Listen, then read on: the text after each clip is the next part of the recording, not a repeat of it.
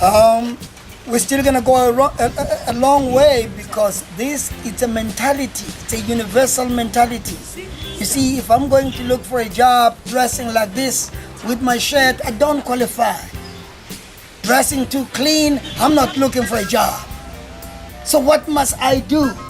I must be exactly the way you want me to look. I must speak like I don't really understand you right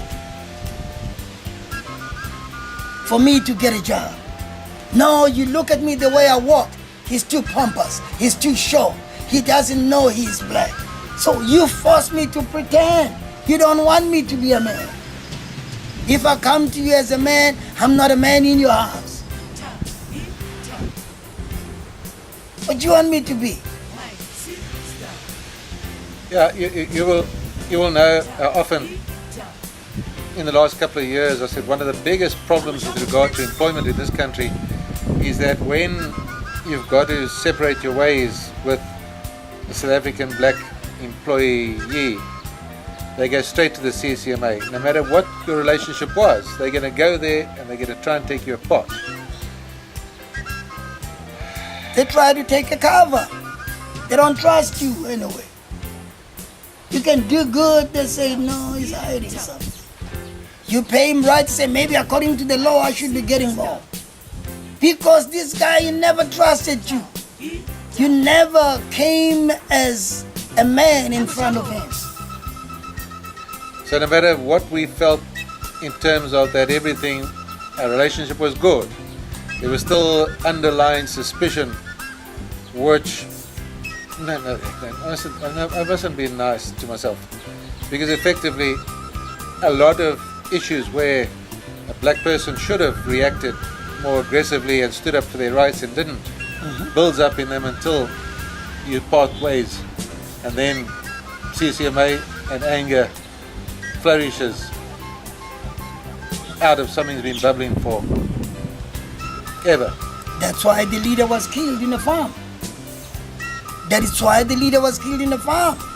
The anger was there, and when he says, okay, man, let me kill this guy, so let me be killed. So he was ready to be killed anyway. They didn't kill that man because they wanted to leave. That's why they didn't even run away. They were ready to be killed.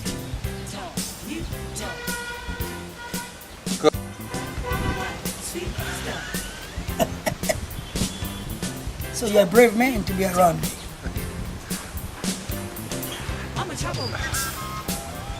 The one thing that I do know, and I listen very carefully, I think you will know that I listen very carefully You're a listener.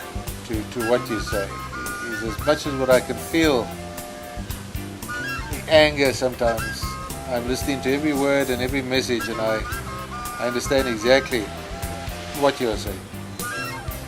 And I think that too few of us are able to listen. Because I'm penny beating it, you see.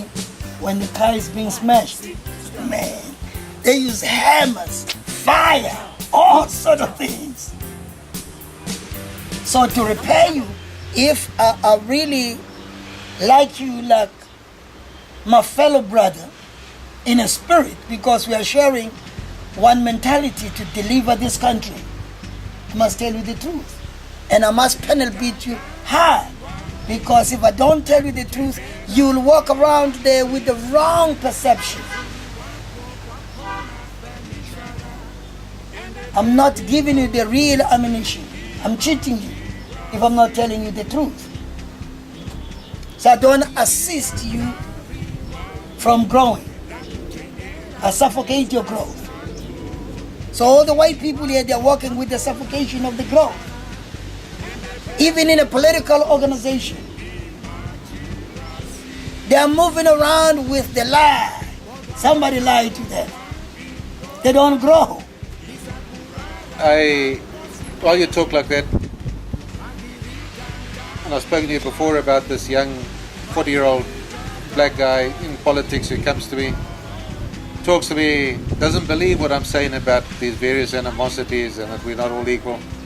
And then when he challenges me about what my 40-year-old sons feel about it, and I tell him that my sons, and I'm not quoting my sons necessarily, but that age group have got animosity because of what happened to them, he jumps up and he says, do you want to tell me there's still a 40-year-old South African in this country who does not know what I went through? I was shot in the foot, I studied by candlelight, I went hungry, and I achieved a degree. Now, I understand that. I understand how he feels. Yeah, he talks from the anger. But what I'm confused about is how he does not know that 40-year-old whites do not know what he went through. He doesn't know nothing because we don't talk about it. We think everybody knows. And he's told that everyone's equal and we all know. You see, it's a game. Because I think that from covering Jansen's identification of white animosity versus Cedric's identification of black animosity, and let me tell you that not a newspaper will publish what Cedric says about black animosity towards whites. I think that where we need to go in the next part is to have a look at what happened to this country from 1980 to 1994. Let's have a look at the damage that happened to that young guy who's now 40. Let's have a look at the atrocities that took place in our country. Let's look at the fight that really took place on our soils. And let's just understand why the black people are hurting, at the same time why the white people are hurting. Jansen talks about the children and the parents. We tend to be talking children, but the parents are those 40-year-olds who come out of that 1980s period. And I think that is our next topic that we talk about. That would be good. Is that period.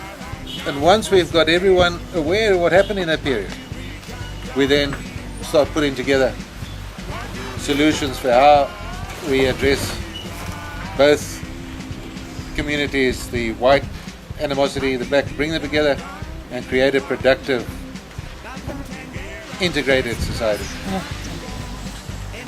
That's it, I'm supportive. And then we're shooting back to him. They will never come closer because also they are afraid for that thing. And I said, 1980 was bad. And how many children would be involved in something like that? Sir, I can say the whole location, more than 300 people. More than 300 people are toying just to cash in you because you don't do a right thing for the Africans. And I said, now the Africans, they are cross. Now what you're trying to do, to just cash you and ask you why you don't do for the right thing for the Africans. Because our black government give us money to say you must do something for the blacks. You don't do it. Now what we must make it? We must put it out from you. And then we're banning you, we're hating you. You remember that thing of the Botayer from 1980, Chisamuntu, Mdwembe, Inkata, all of that things, they must be, everyone must know that. To say from 1980 there was this and this, Mankata, Mdwembe,